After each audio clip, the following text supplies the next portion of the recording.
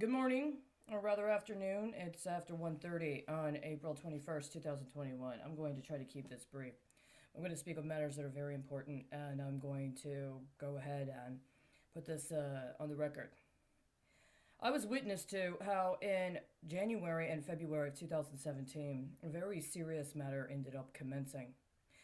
I bring this up now because of specific concern was the matter in which FM radio was being used not only domestically but internationally as part of an ongoing process that correlated on concurrent timelines with the Davos conference in Switzerland. Now, those of you that may have been aware of what was going on at Davos at the time and know that among the other things that happened, there was a memorial regarding the death of Shimon Peres. But there were other things that were ongoing at the time with the Davos conference that were international in scope, that were not as widely publicized.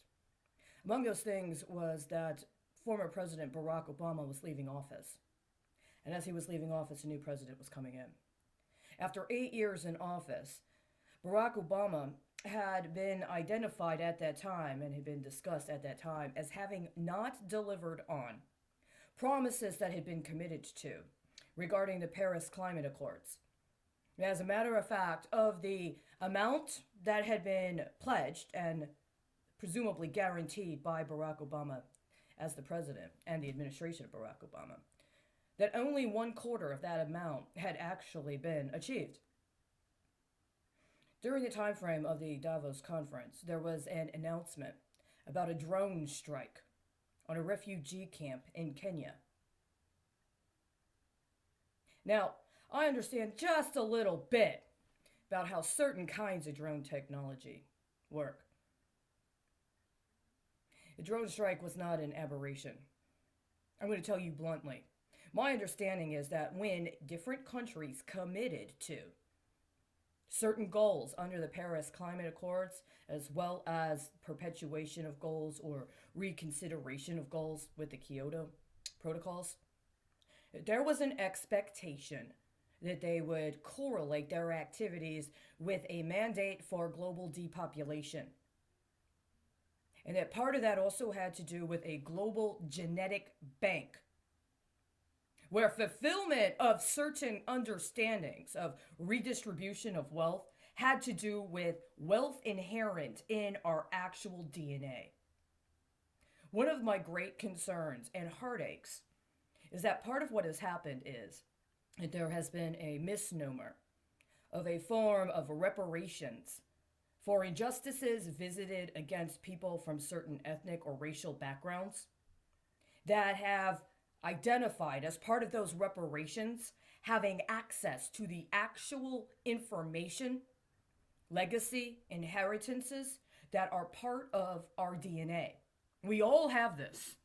But over successive generations of mischaracterization, of stress, of torture, of rape, of dispossession, especially insofar as those might correlate with elements of the alleged financial system that have allowed for certain communities to actually be characterized for financial purposes as having certain deficiencies, including ones that yield over time, including in terms of 20 years to 100 years, or in some cases 200 years. That for a certain amount of time, somebody has underwritten a certain group of people to have a certain kind of deficiency or characterization. It may or may not actually be accurate as a reflection of that group of people, but for the purposes of that deal, it is. And then somebody makes some excuse about saying, well, this is confidential. This is confidential financial information. This is personal information about this family or this person, including as incorporated.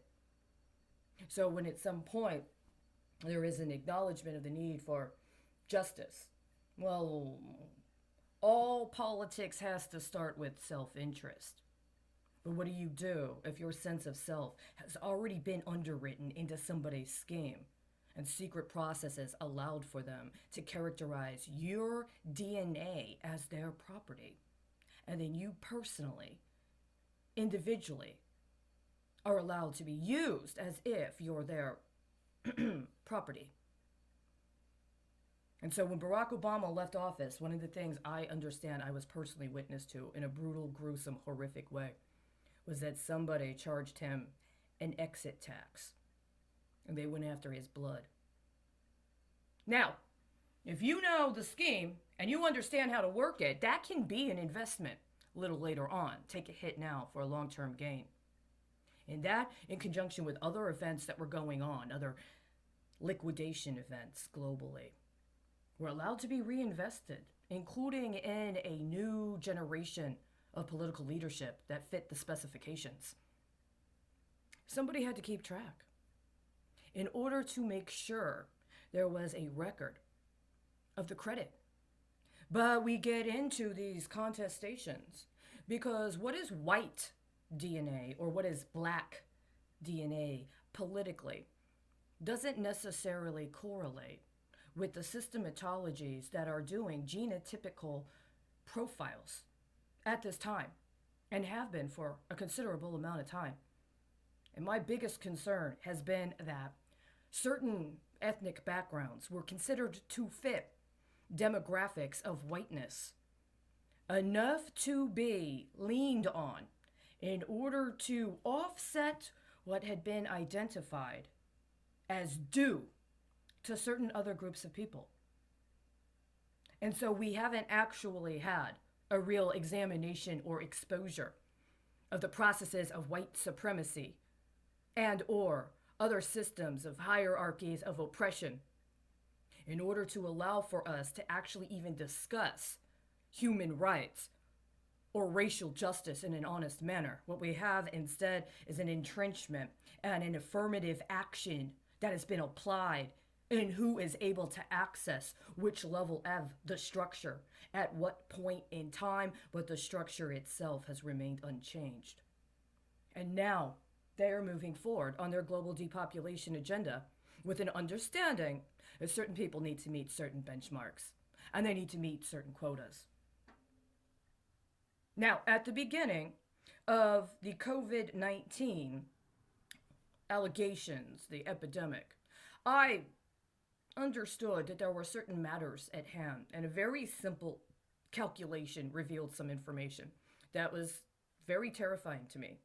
I have not revisited this for a while. My understanding is that one of the major things that was going on is people were chasing the metrics.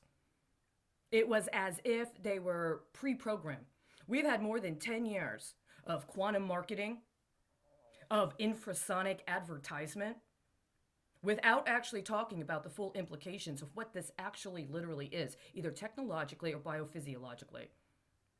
And this technology has been allowed to be applied when it comes to hedging and speculation on what is going on with COVID-19. And so the actual rates of death of people, the actual reportage, at least at the time, ends up correlating with benchmarks that have already been set up in somebody's portfolio connected to a variety of technological and economic endeavors. I tracked it for the first 6 months of the epidemic. It was horrifying. And it was predictive.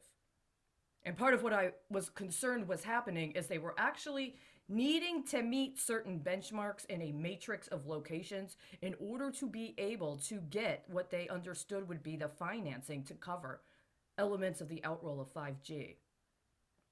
Now, around this time, there was some discussion internationally about the history of the development of 5G. And there has been, as far as I know, a very, very significant dispute globally about what is going to be the future of 5G if it's allowed to happen. I, for one, am going to let you know right now, 5G went too far. 5G has gone too far. We don't need it. The globe actually does not need it.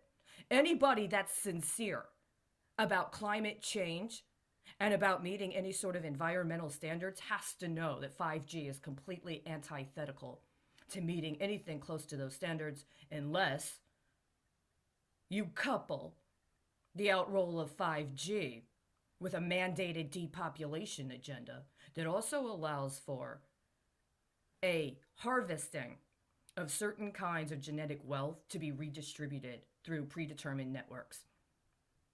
We're not talking about taking from those who have in order to give to the have-nots. We're not talking about take from us according to our capabilities and give to those according to their needs. It's nothing like that. And it's been going on for a significant amount of time. And in the course of this, it is programming us into a synthetic, centralized ideation of racialization of identity. That they're creating race groups, they're creating ethnic groupings with characteristics as a determinant for whether or not you are allowed to instantiate. And if you don't, well, then you're somebody's surplus, and you are supposed to be considered confidential. This is completely unacceptable and unfathomable. One way or another, it's not going to be sustained. And I'm very concerned that really what this is part of a eugenicist paradigm that was centered on the development of a specific biological weapons paradigm aimed at global depopulation that had been promulgated by a very specific group of people since the late 1970s and early 1980s. And what we've done is we've committed massive crimes of actual genocide, knowingly and intentionally, but allowed it to be spread out over several decades, with an understanding that successive generations are just not going to be taught about certain things that would give them a frame of reference for understanding it. And that's where we are right now. I wish I had something more positive and affirmative to say, but I don't. I've watched for the last year while they've tried to create this sort of green energy paradigm that's no such thing. We needed to have an honest examination and education process around what is bioenergy and how we create bioenergy and how our bioenergy is actually connected to all of the other aspects of the energy paradigm.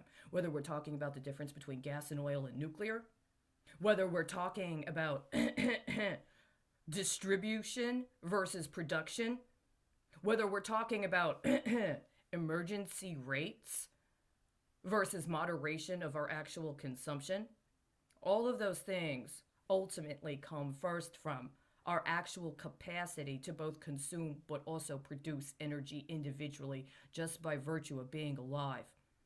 But a dead body has a very different kind of credit on their market than a live one. And I, for one, am not willing to extend any credit of any sort to anybody that engaged in premeditated murder as a way to meet some sort of economic indicator. If there was a just cause for war, you should have declared. If there wasn't, you have no right to go around murdering people and expect to get away with it. That's where we are right now. I hope you have a good day. I will regroup and I will talk to you tomorrow. Tomorrow's going to be a very important day. As I said earlier, there was a deadline that was supposed to have come on Monday. It was not made in the way that I had hoped it would be made. We've got another one coming up on Friday. Depending on how that goes, I may or may not be providing more comprehensive and or frequent efforts to reach out to people.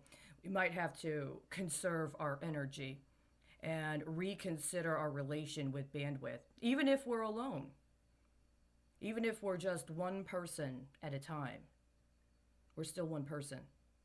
We're not just a statistic for somebody's offset credit market.